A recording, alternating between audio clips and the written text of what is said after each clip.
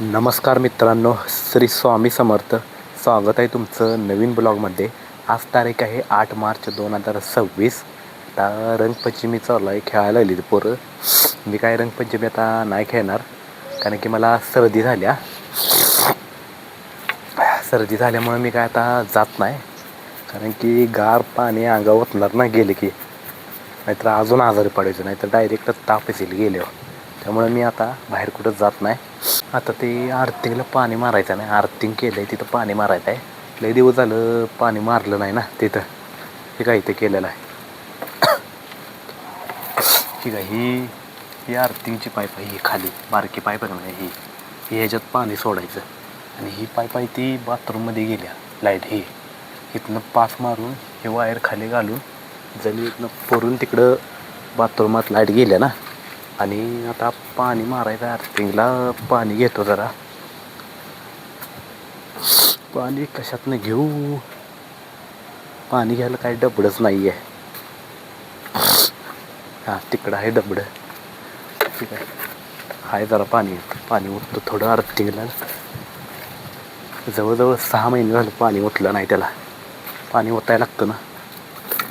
बिळकात ओततो जरा बरोबर पाईपीत पाणी जातं नाही. पाईपीतनं पाणी पाक खाली जातं जमिनीत, कारण की ती पाईप जमिनीत पुरल्या ना. त्यामुळे ती पाईपीत पाणी ओतलं की जमिनीत जातं पाणी. अजून थोडं ओततो जरा.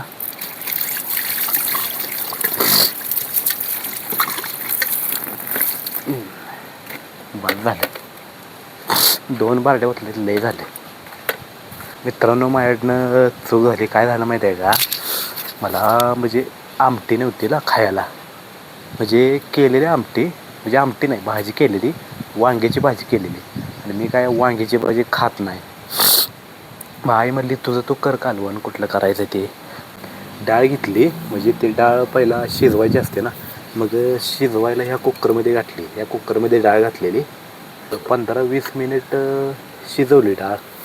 आणि डाळ काय शिजली नाही, कारण की कुकर थोडासा वाफ येत होती कुकरच्या वरनं. कुकर जरा खराब होता ना ह्यो. आणि दुसरा कुकर आहे तो, त्याच्यात भात होता. मग म्हटलं ह्या कुकरमध्ये शिजवावं, शिजल तेवढी शिजल. डाळ काय जरा शिजली, लई शिजली नाही.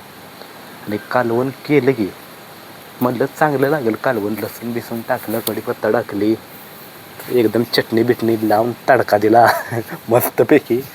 कालवण हे बघा, कालवण. आणि कालवण केलेलं मी. म्हणजे कालवण चवीला नव्हतंच आहे कालवण. बाई कालवण पहिलं काय केलं, वाटेत घेतलं, पिऊन बघितलं. पिऊन बघितलं, चटणी कमी, मीठ कमी, सगळं चटणी ते मिठाचं सगळं मात्रच झालं. आणि कड दिसतोय खरं एवढा वरनं, पण आतनं बघा, आतनं नुसतं ढळकून पाणी आहे किंवा नुसतं पाणी. अजिबात चवच झालं नाही. मला वाटलं चव होईल, कालवण चांगलं लागेल, पण पिऊन बघितलं असं पाण्यागत लागलं आमटी. मग आई म्हटली संध्याकाळी तुझं तू खायचं, ते अजिबात फेकायचं नाही म्हटली. तुझं तू खायचं, आणि फेकून दिलीस तर मग बघ म्हटली आहे. मग आता एक कालवण नेतो आत, म्हणजे मगाशी मी आणलेलं ना बाहेर, फेकून देतो म्हणून इथं ठेवले. आई म्हटली नाही नाही फेकायचं नाही, तटके आत नेऊन ठेवायचं म्हटली मगाशी. हे कालवणच चांगलं झालं नाही ना, आणि केलेलं वांग्याचं. त्यामुळे मी डाळीचं मात्र झालं सगळं. आता हाय असं नेऊन ठेवतो घरात. आलो आमटी ठेवून घरात, जरा तोंड धुतो. तोंड असं गरम गरम वाफायला लागले तर तोंडात ना. लय असं गरम गरम वाटायला, म्हणलं जरा गार पाण्यानं तोंड धुवं जरा. आता गार वाटायला तोंडाला.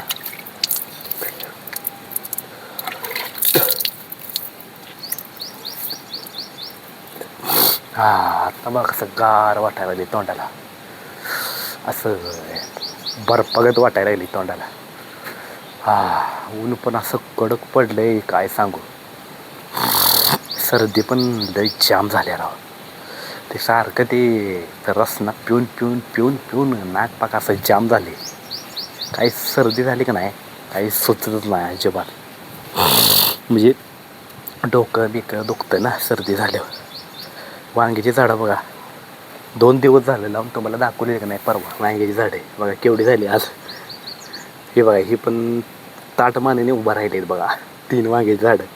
ही एक ही एक ही एक. म्हणजे आज दररोज पाणी घातलं का नाही येतात झाडं. म्हणजे झाडांची देखभाल केली की नाही झाडे येतात व्यवस्थित. बाकीची गेली सगळी झाडं तुम्हाला सांगितलेलं मग परवा 10-12 झाडं लावलेली ही 3च उरली ती. पाणी आम्ही दररोज घालतो झाडासनी. सगळ्या झाडासनी दररोज पाणी असतं. हे बघा कशी हिरवीगार झाडं फुलून आलेलं बघा. आवळीची पानं हे ते सगळे लिंबाचं म्हणा सगळी हिरवीगार झाडं आहे बघा. एक सगळं झाड वाळलं नाही. हे बघा इथं गुलाबाची बिलाबाची कुठं दिसतंय का तुम्हाला वाळलेलं झाड. हे बघा इकडं सगळी झाडंच झाडं आहे. एक सकड झाड वाळलेलं नाही. नारळाचं तर नारळाचं काय वाळतंय सोडा कडकडं ना. ही जी असते का नाही नारळाचं ही टोक आहे का नाही ही टोक वाळत जातं. परत नवीन फुटतं ना फांदी त्याला त्यामुळे ते वाळत जातं. ही पण वाळलं आहे जरा. ठीक आहे ही नारळाचं वाळलं आहे. पण आता ही का वाळलं आहे माहिती आहे का ही फांदी एका साईडला झालेलं आहे दुसरीकडं त्यामुळे ही वाळले. आता या फांदीचा काही उपयोग नाही. तरी पण असू दे काढत नाही उगत.